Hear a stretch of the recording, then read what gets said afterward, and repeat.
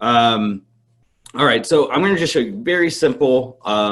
First off, just the basics of how you get to this. So when you go to Tools and Register Data Functions, you'll now see under the dropdown Python script.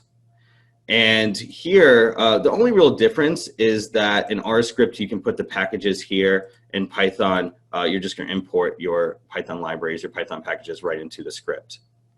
I'm just going to make this a dummy script, and I'm going to say X is equal to MPG times 2. So I'm going to just do something very simple. I have some vehicle data here with city fuel efficiency. I'm going to set my input parameters as MPG. I'm going to set this as a column. I'm going to hit all, and I'm going to hit OK.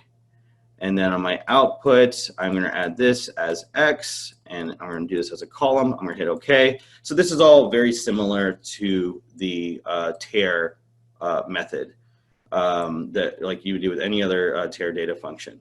So when I set this up, I'm going to hit Run, and I'm going to select from the column my vehicle data, and I'll go down and hit City Fuel Efficiency.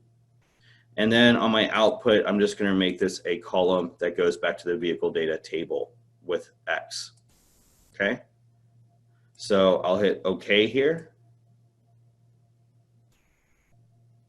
and close this. And now you can see this ran where I have city fuel efficiency, and this is the first column multiplied by 2. So this was all generated by Python.